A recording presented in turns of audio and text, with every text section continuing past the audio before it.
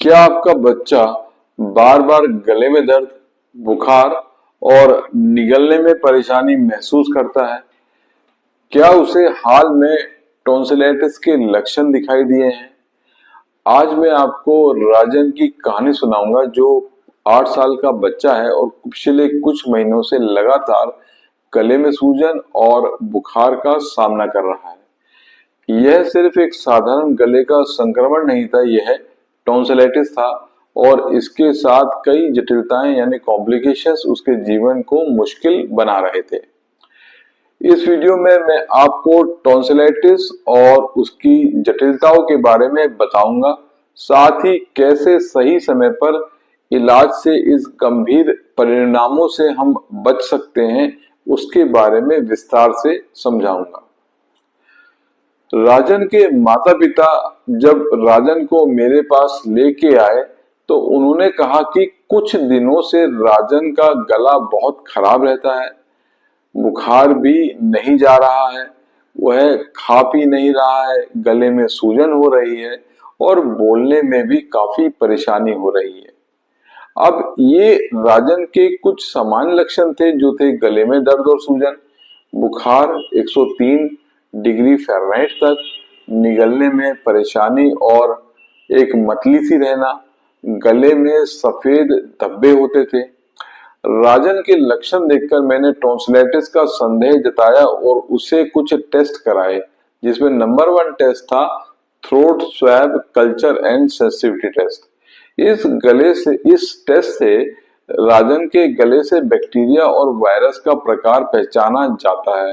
राजन में स्ट्रेप्टोकोकल नामक बैक्टीरिया पाया गया, जिसको बैक्टीरियल टॉन्सिलाइटिस भी कहा जा सकता है। नंबर 2 टेस्ट है कंप्लीट ब्लड काउंट और ईएसआर।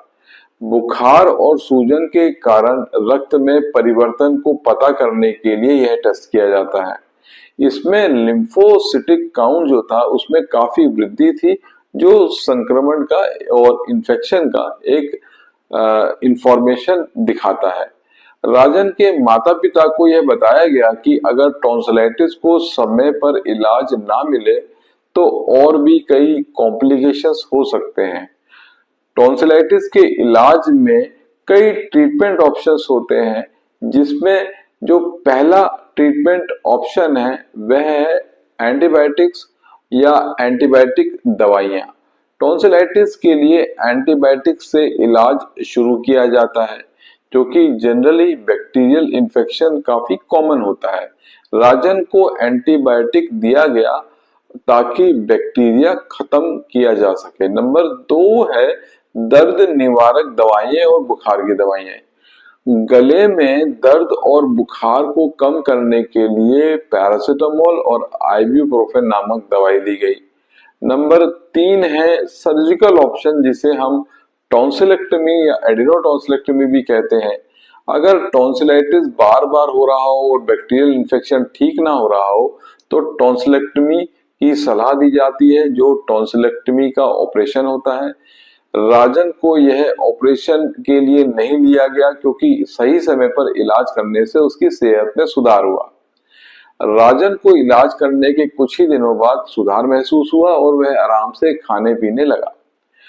टॉन्सिलाइटिस की जो जटिलताएं या कॉम्प्लिकेशंस है उसके बारे में अगर हम बात करें तो पहला है पेरीटॉन्सिलर एब्सेस या टॉन्सिलर एब्सेस या near about tonsillar abscess. Tonsillitis में पस भर जाने पर सूजन बढ़ जाती है।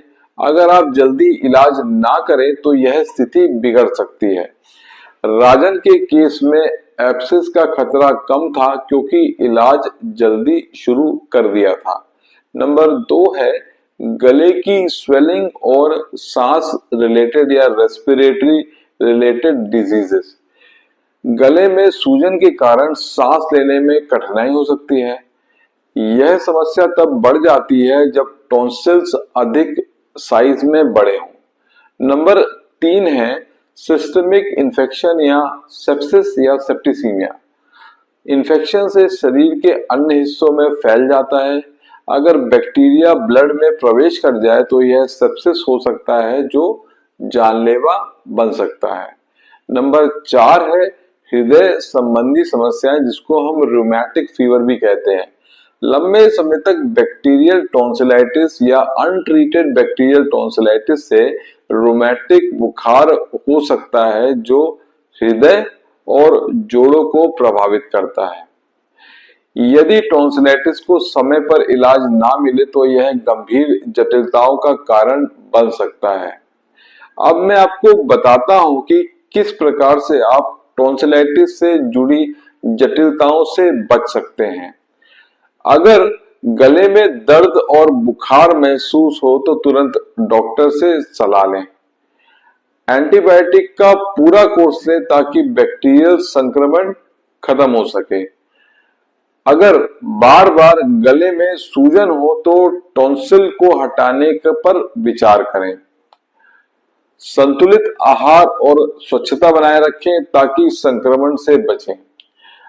अगर राजन के माता पिता ने सही समय पर इलाज ना कराया होता तो उसकी स्थिति जटिल हो सकती थी। समय पर इलाज करने से आप अपने बच्चे की गंभीर समस्याओं से बचा सकते हैं। अगर आपको यह वीडियो पसंद आया हो तो वीडियो को लाइक करें, कमेंट करें और हमारे चैनल को सब्सक्राइब करें ताकि ऐसी जरूरी जानकारी का नोटिफिकेशन आपको मिलता रहे। कमेंट सेक्शन में जरूर बताएं कि ये वीडियो कैसी लगी है और अगली बार आप किस विषय पर वीडियो देखना चाहेंगे। धन्यवाद।